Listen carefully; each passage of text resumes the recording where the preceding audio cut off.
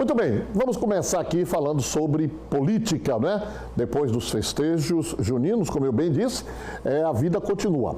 E vamos conversar aqui com a representante do PSOL, Sônia Meire, saber como está o partido, a situação atual, os últimos movimentos grevistas aqui no nosso programa. Sônia, bom dia, tudo bem? Satisfação muito grande recebê-la aqui. Bom dia. Como é que anda o PSOL? É um prazer enorme falar para todos os telespectadores, né, da TV Atalaia e dizer o seguinte, que o PSOL continua nas lutas, nas ruas, depois do processo eleitoral que parece que é muito recente ainda, né, onde nós também participamos dele, conversando com a população sobre a realidade desse país, e estamos observando cada vez mais o desemprego, que é estrutural, que aumenta cada vez mais no país e em Sergipe, um desinvestimento muito grande, tivemos o fechamento da Fafem, estamos com uma reforma da Previdência, que é a nova reforma que o governo Bolsonaro encaminhou para a Câmara em debate, e por conta disso nós tivemos já várias manifestações, como também os cortes de recursos na educação.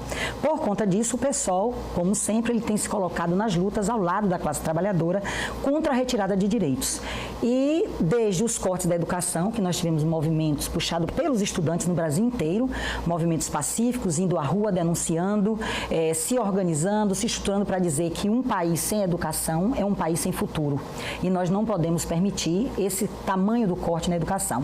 E a segunda razão que tem levado os estudantes, a juventude e a classe trabalhadora às ruas é contra a reforma da Previdência. Uma reforma que tende cada vez mais, pelo processo, né, que vem se desenrolando, né, uma reforma que propõe que os nossos recursos, uma extorsão da classe trabalhadora, vá para a mão do capital financeiro para que ele possa gerenciar os nossos recursos. Esse é um dos pontos. Além de aumentar idade de tempo de contribuição, idade dos trabalhadores, ferir todo um processo que nós conquistamos com muita luta, o direito do trabalhador. A aposentadoria é um direito. E por conta disso, nós construímos greves, estamos fazendo várias manifestações, não só apelando para os deputados federais e senadores, inclusive de Sergipe, para não votarem nessa reforma, né, que não houve nenhum debate público sobre essa reforma. Nós estamos também chegando junto aos parlamentares para exigir que eles, de fato, pensem na população que contribui com a Previdência tem que ser pública. Nós também, entendendo que não está tendo, de fato, um retorno dos parlamentares, que precisávamos fazer manifestações mais amplas dos trabalhadores, como construímos a última greve. Sônia, no caso específico do corte do setor da educação, o governo se defende dizendo que não está cortando, está contingenciando, e que governos passados cortaram, se eu não estou enganado, foi Dilma Lula, houve um corte até ainda maior do que isso. Como é que você... Não, historicamente, nós tivemos vários cortes na educação, contingenciamentos e cortes, né? Contingenciamento segura o dinheiro para soltar quando lhe interessa. Isso. No final do ano, não dá mais tempo gastar, você tem que devolver. Isso é uma coisa. A outra coisa é você, a partir da PEC 95, que foi, né, aprovada ainda no governo Temer, deu uma carta branca para o governo cortar recursos por 20 anos.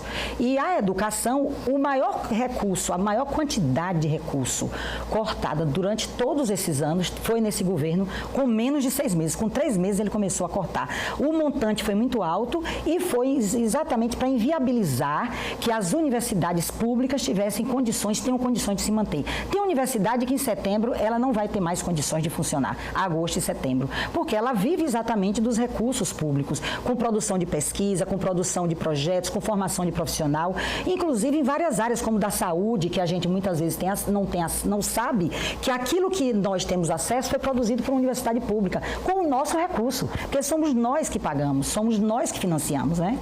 Então, por isso que a população inteira está, assim, muito revoltada e tem ido às ruas e tem exigido e tem tido um apoio muito grande.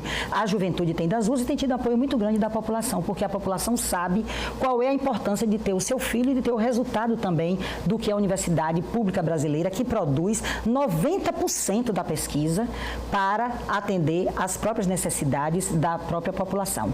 E por conta disso, nós temos feito muitos atos. E em Sergipe também, Sergipe não é diferente. Sergipe tem um histórico, o estado de Sergipe e a capital, que é Aracaju, de construção de lutas. Nós vamos para as ruas sempre, nunca deixamos de ir para as ruas para manifestar a nossa liberdade de expressão, é isso.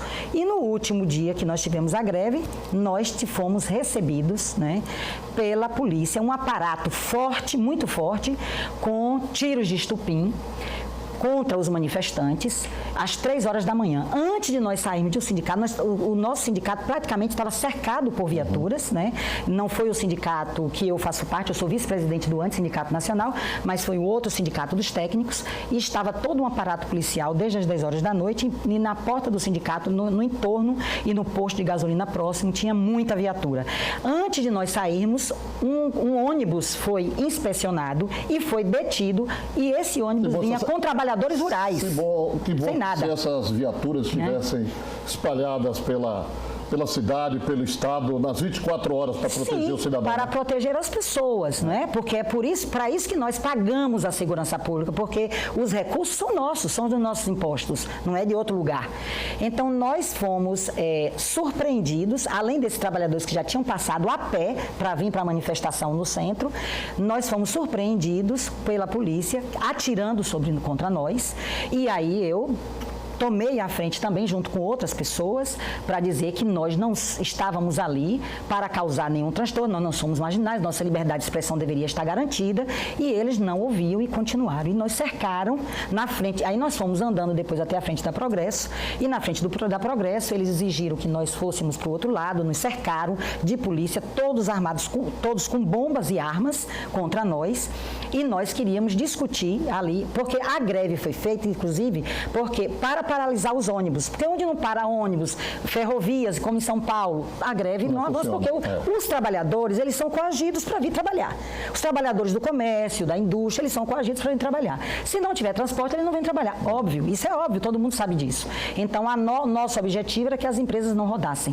E a Progresso foi uma das empresas que teve um arsenal. E o que nos surpreendeu é que um dos policiais que estava comandando a operação, na minha frente, virou para o dono ou o gerente da empresa, porque eu não sei exatamente quem é o dono, mas era uma pessoa que estava representando a empresa, podia ter sido proprietário ou não, e disse: eu estou aqui por você. E aí eu disse para ele: você tem que estar aqui por todos nós, porque nós precisamos... errado, né? Errado. Eu vi policial dando continência, prestando continência, agradecendo ao dono da empresa ou ao gerente, a pessoa máxima que estava ali. Só que ele não abria a boca. Quem estava negociando era uma outra pessoa, um gerente.